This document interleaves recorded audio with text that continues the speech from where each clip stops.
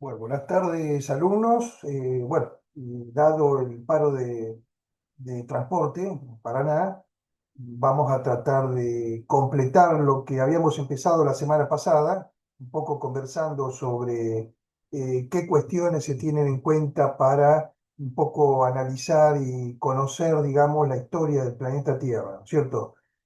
Así que yo les voy a explicar, yo ya la semana que viene quiero un poco hacer un repaso previo al segundo parcial y quiero, por lo tanto, cerrar un poco este tema que habíamos empezado ya la semana pasada. Así que, bueno, lo que voy a hacer es compartir el PowerPoint, el mismo que había pasado yo la semana pasada. Vamos a retomar por aquí, a ver si se alcanza a ver. A ver, ahí está. Bueno, eh, a ver, quiero ver una cosita. Disculpen un segundito. Está el audio perfecto. Bueno, vamos ahí.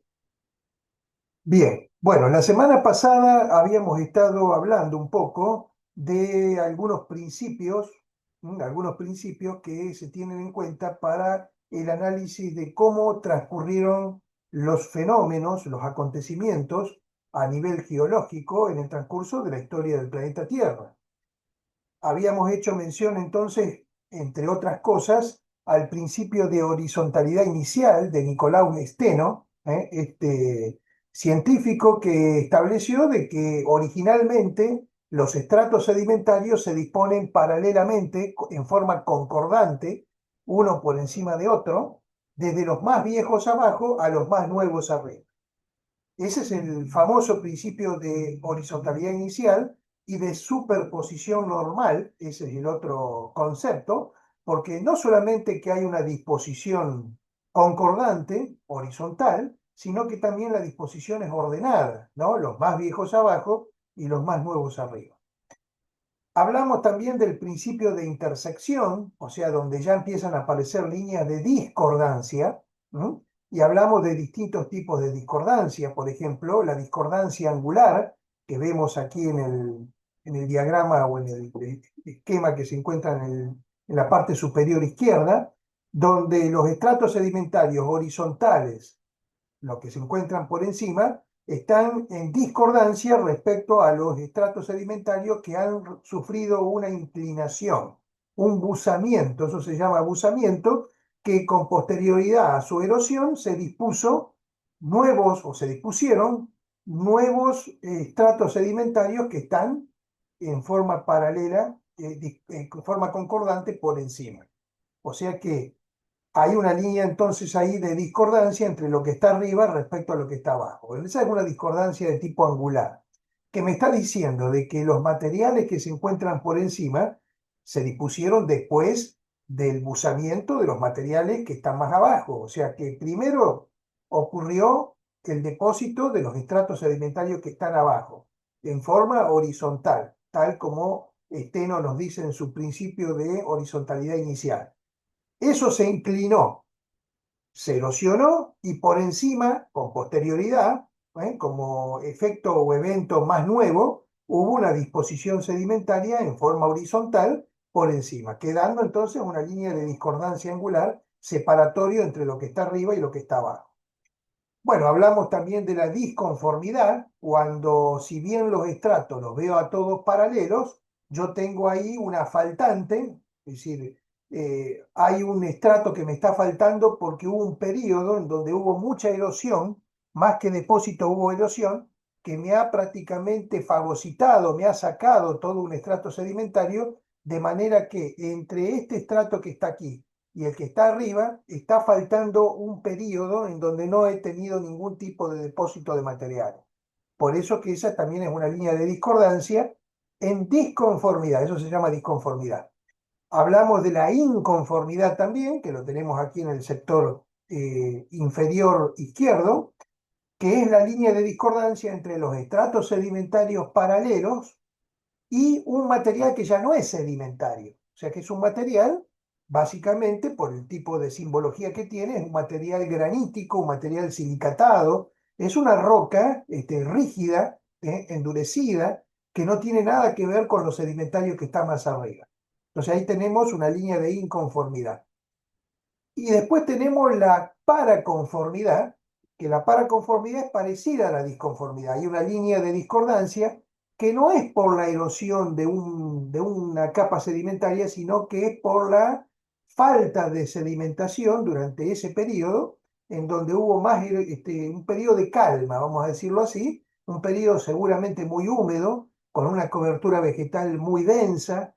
La cobertura vegetal siempre atenúa los procesos erosivos e impiden precisamente los actos de erosión y de depósito de material. Entonces, hay una faltante también ahí de un periodo que no está representado en todo ese conjunto de estratos sedimentarios, principalmente porque no hubo depósito de material. ¿Eh?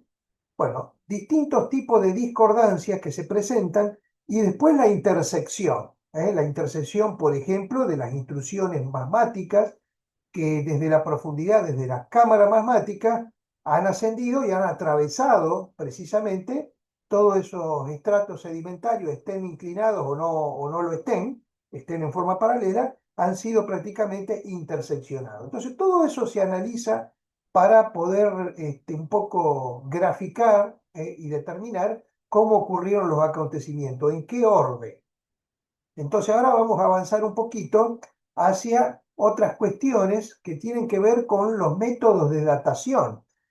Es decir, además de todas estas cuestiones de las concordancias, discordancia, disposición de los sedimentos desde los más viejos a los más nuevos, las intersecciones que se producen por la introducción de materiales magmáticos entre medio o atravesando todos los sedimentarios, tenemos los datos, o mejor dicho, los métodos de datación que me permiten a mí determinar la edad que tienen los materiales de cada uno de esos estratos que yo veo en un perfil geológico. Entonces, el padre de la geología moderna es Jane Hutton, fíjense, en el siglo XVIII, hace ya realmente mucho tiempo atrás. Fíjense que antes de toda esta geología moderna, bueno, todos los procesos de fechamiento geológico eran poco confiables, ¿no es cierto? Se hacía una datación relativa, hay dos tipos de datación. La datación relativa, que es una datación que sirve para ubicar un sedimento dentro de un período, dentro de una era geológica, pero que no me permite a mí exactamente determinar los millones de años que tiene. Pero sí yo con determinados elementos puedo determinar en qué periodo o en qué era geológica se sedimentó, se depositó esos materiales. Eso es la datación relativa. Es una datación basada en los principios que ya estudiamos, el principio de horizontalidad inicial, el principio, por ejemplo, de intersección, todo eso, pero a eso se le agrega otra cuestión, que es la existencia de fósiles guía, porque los estratos sedimentarios encierran fósiles, tienen fósiles que son representativos de una determinada era, de manera que cuando yo los veo ahí impregnados dentro del estrato sedimentario que estoy analizando, saco como conclusión de que ese sedimento, si tiene englobado esos fósiles, evidentemente ese sedimento es un depósito de tal periodo, de tal era geológica, ¿no? En donde vivieron precisamente esos animales o esas plantas cuyos fósiles están ahí impregnados dentro de los sedimentos. Así que, bueno, ese es el elemento esencial en el cual está basado la datación relativa. Los fósiles tienen que cumplir algunas funciones, no cualquier fósil sirve para precisamente datar un sedimento. Tiene que ser un fósil que tenga una evolución rápida, o sea, un animal o una planta que haya aparecido, que haya vivido durante un cierto tiempo, pero que después se haya extinguido rápidamente. O sea que el fósil tiene que ser muy representativo de un periodo, de una era. No puedo tomar una cucaracha que ha vivido en el Paleozoico, en el Mesozoico, en el Cenozoico, en el Cuaternario, o sea, durante todas las eras geológicas estuvo presente, entonces no es un elemento, no es un fósil guía que me sirva de guía para datar, por ejemplo, un sedimento o una roca.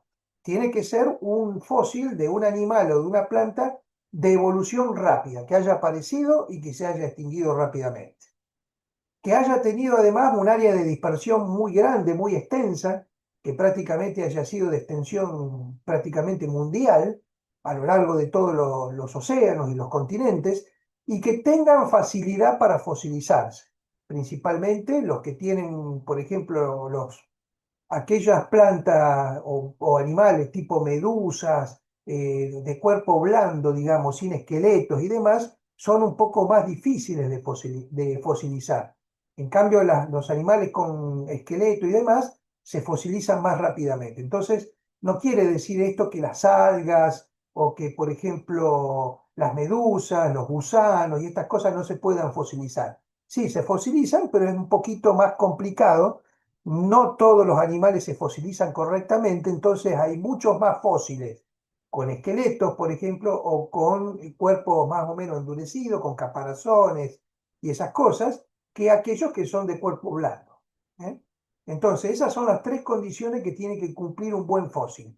Tiene que tener evolución rápida, tiene que haber tenido una dispersión realmente a nivel mundial, prácticamente para que sea posible también manejar correlaciones entre distintas regiones, y tiene que ser un fósil de fácil fosilización.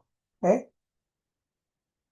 En resumen, un fósil, acá lo dice abajo, un fósil es tanto más característico, y más guía, cuanto más extensión horizontal tiene, se dispersa en todo el mundo, y simultáneamente cuanto menos extensión vertical tiene.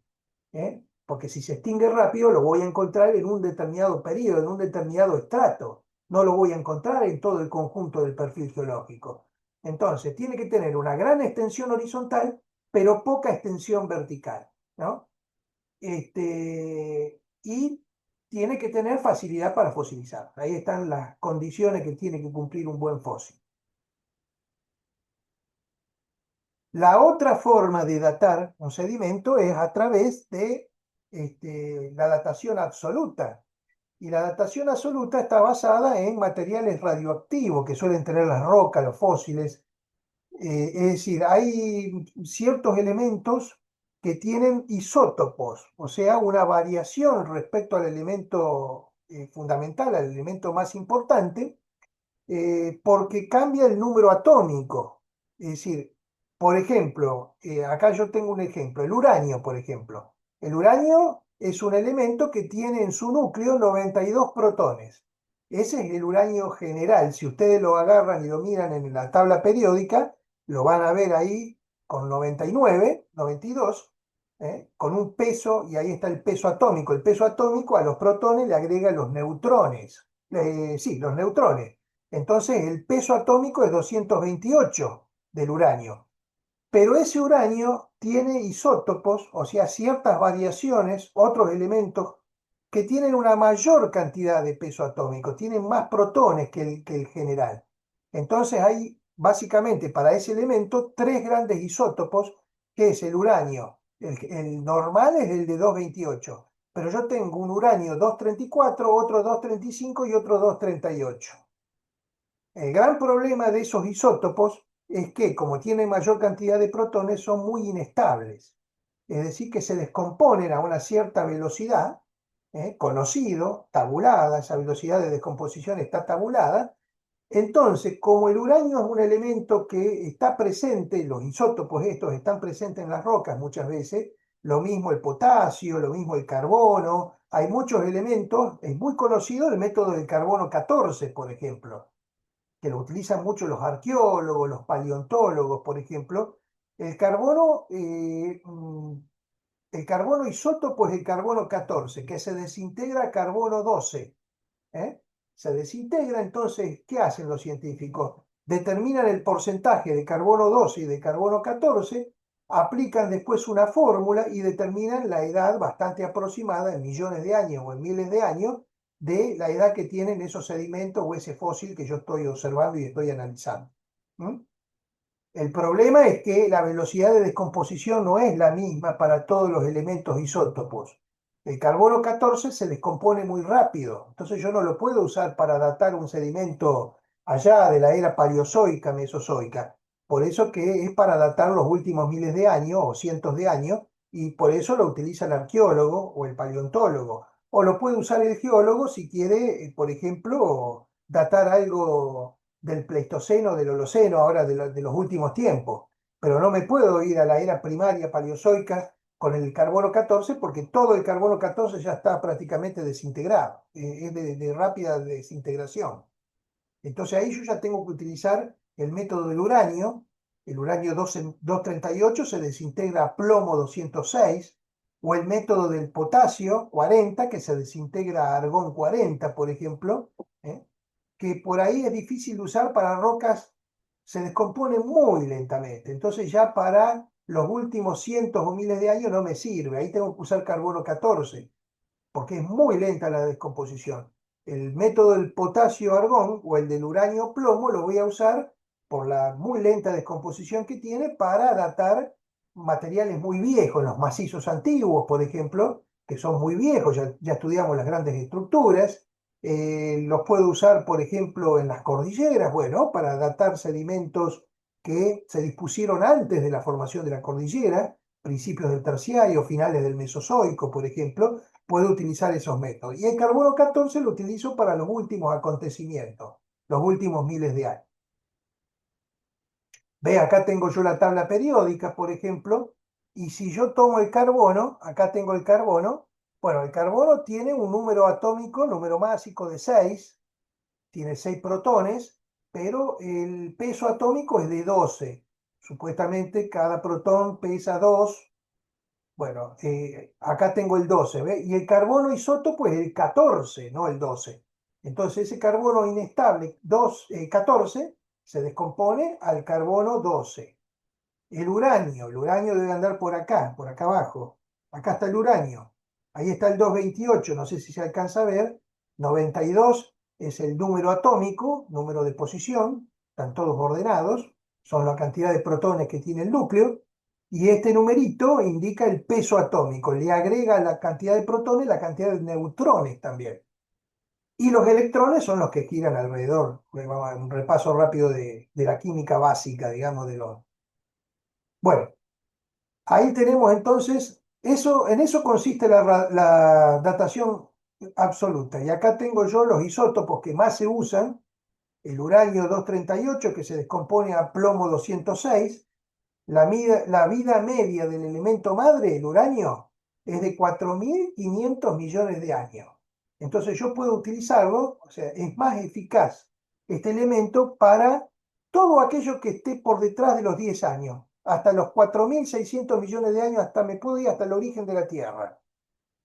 El potasio 40, que se descompone a argón 40, tiene una vida media de 1.300 millones de años y sirve para datar todo lo que aconteció antes de los 100.000 años, de los 100.000 años para atrás.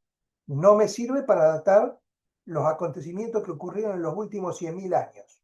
¿Eh? Ahí voy a utilizar el primero, o si no el rubidio. Rubidio 87 se descompone a estroncio 87. Miren la vida media que tiene, 48.800 millones de años.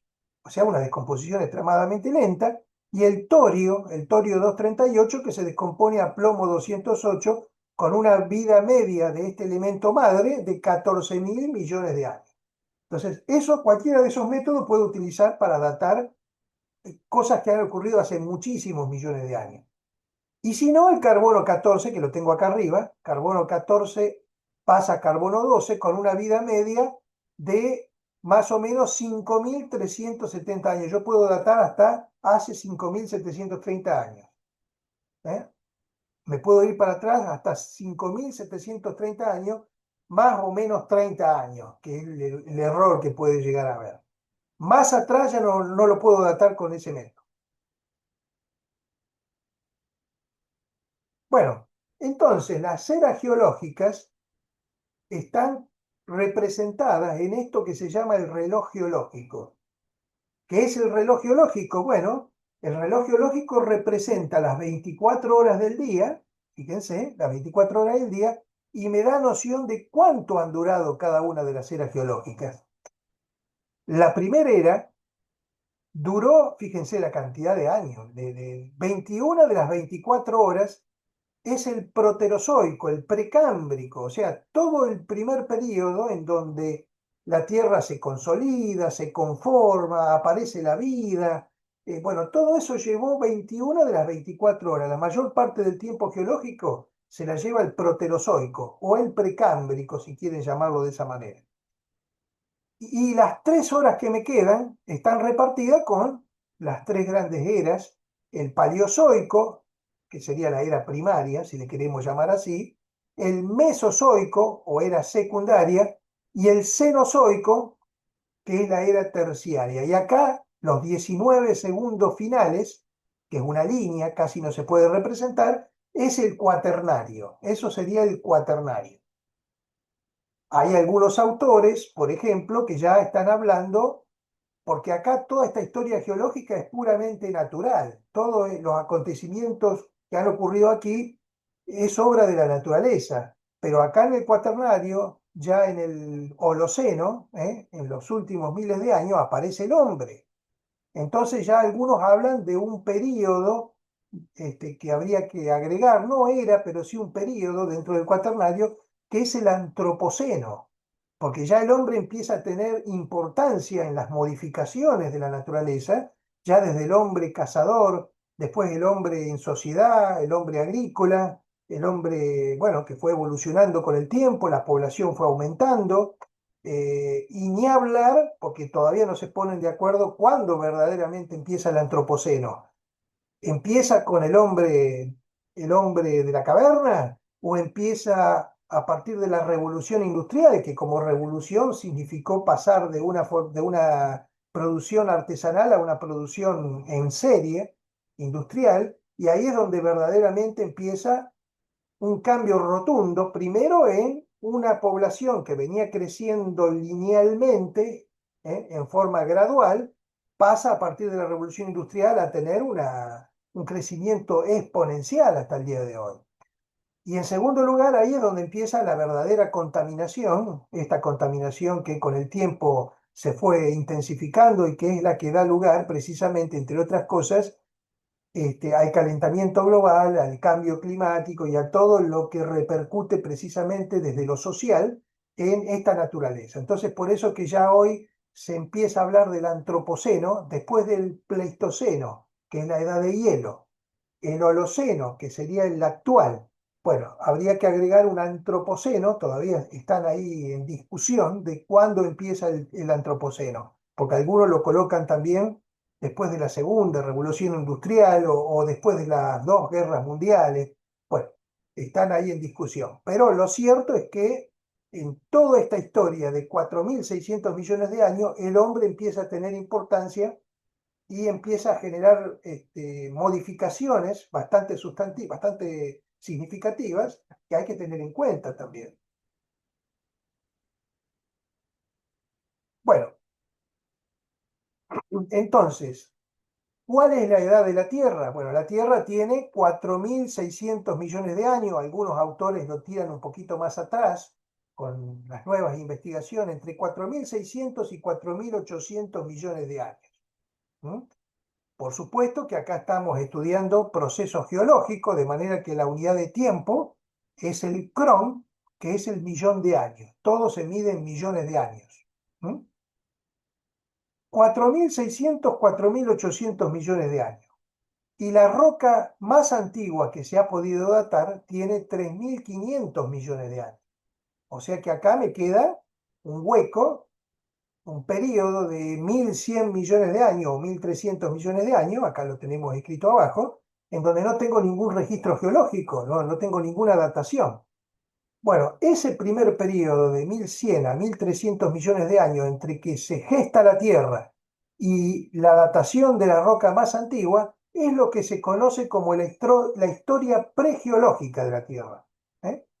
Es un planeta que, evidentemente, en esos 1.100, 1.300 millones de años tuvo que desgasificarse porque era digamos, un planeta que tenía un peso 20 veces superior al que tiene hoy, muy gasificado, con un volumen mayor. Es una Tierra que estaba prácticamente una gran bola incandescente, estaba todo prácticamente fundido. La Tierra empieza entonces, se genera, según la teoría del Big Bang, por la acreción de polvo cósmico. ese polvo cósmico se va acrecionando en torno a un núcleo y se van generando entonces los planetas. Ese planeta alcanza temperaturas por esa acreción muy alta que funde prácticamente todos los materiales, hay mucho vapor que prácticamente es emanado, es una desgasificación que va sufriendo la Tierra paulatinamente se va enfriando. Bueno, todo eso ocurrió en 1100, 1300 millones de años, lo que le llevó a la Tierra más o menos consolidarse. ¿Eh? Entonces, todo lo que le dije ya está aquí. Fíjense que, más o menos para dar una idea, había mucha emanación de gases, pero claro, esos gases, los primeros que se desprenden de la Tierra no es el oxígeno precisamente. Es una atmósfera, la primera atmósfera que tuvo la Tierra era una atmósfera con un alto tenor de hidrógeno y de helio, que son los dos gases más livianos, son los primeros que se desprendieron. Era una atmósfera muy reductora, con muy poco oxígeno libre. No es que no había oxígeno, pero el oxígeno estaba, pero combinado, ¿eh? No estaba como oxígeno libre. Va a pasar un tiempo hasta que la atmósfera va a oxigenarse. Pero bueno, ese carácter reductor que solía tener en un principio la atmósfera va a ir cambiando paulatinamente a un carácter oxidante.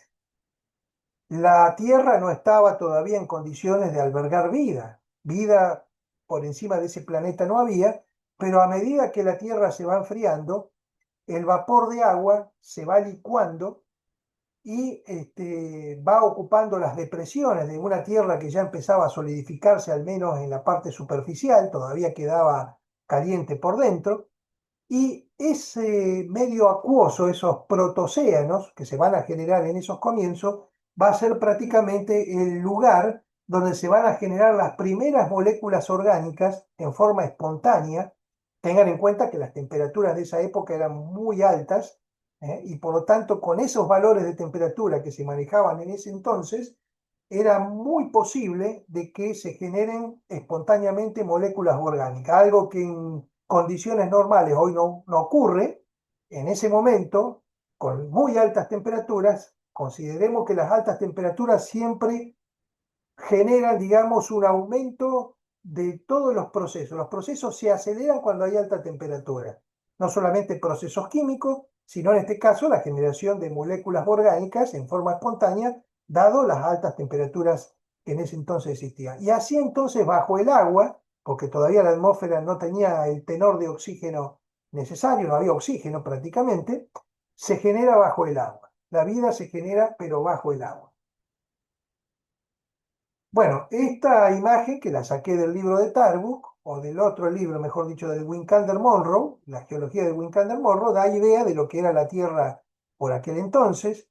Fíjense ustedes, había mucha evaporación, muchos gases que se condensaban en altura, pero que después no alcanzaban a llegar al suelo, se evaporaban antes de llegar al suelo por las altas temperaturas que había. Esta foto ya está empezando a mostrar un enfriamiento lo suficiente como para generar la licuación. Esto, por el color que tiene, parece lava, parece material lábico.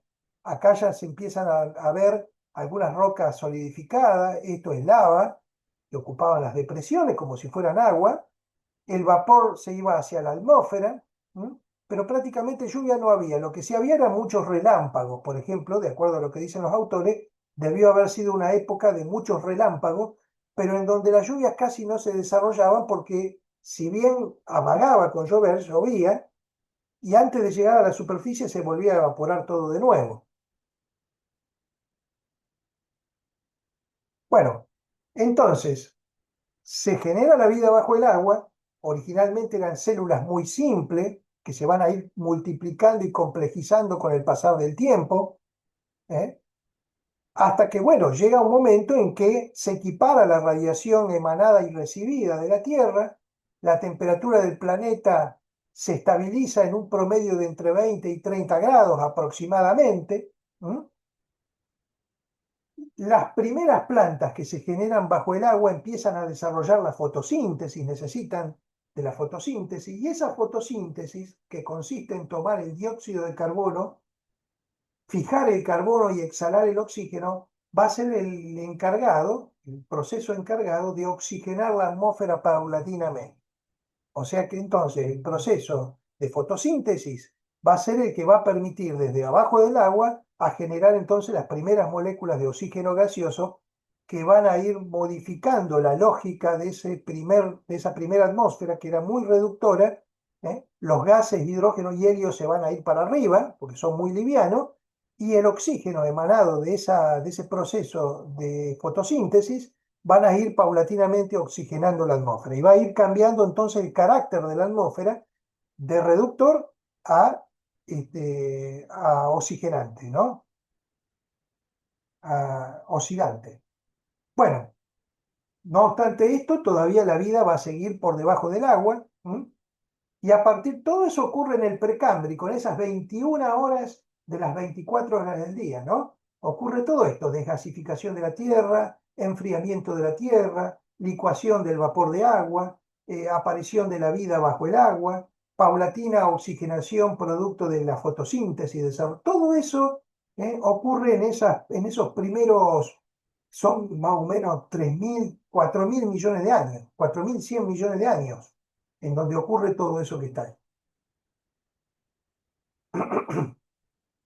Bueno, y en ese precámbrico, porque estamos hablando de la vida, pero no hablamos de lo que realmente tenemos que hablar, que es la parte geológica. Bueno, desde el punto de vista geológico, ¿qué ocurre en esta era precámbrica? Bueno, se producen los primeros movimientos originadores de montaña, movimientos que se llaman hurónicos y que son los gestores de lo que hoy llamamos macizos antiguos, escudos. Son precámbricos, los materiales son de los más viejos que existen en cualquiera de los macizos antiguos que nosotros hemos visto en la unidad número 2, el escudo canábico, el siberiano, el macizo de Brasilia, con Misiones, por ejemplo, el de Guayana, África, Australia. Bueno, cualquiera de los macizos, yo hago una datación y voy a tener miles de millones de años de edad de los materiales que están allí, ¿no? Hoy están muy desgastados, habíamos visto de que ya prácticamente están con muy poco desnivel, con muy colinosos o casi planos en algunos casos, pero ahí se forman los escudos de los macizos antiguos. Los continentes ya se empiezan a mover porque por debajo empiezan los movimientos convectivos a trabajar, así que esos continentes se van moviendo, colisionan los bordes de placas, se forman montañas, ahí están los movimientos hurónicos que generaron los escudos y los macizos antiguos. Eso va de la mano de procesos como el vulcanismo, el metamorfismo, por ejemplo, siempre va de la mano de la formación de grandes cadenas cordilleranas. En ese entonces los macizos antiguos fueron grandes montañas, grandes encadenamientos cordilleranos, ¿no es cierto?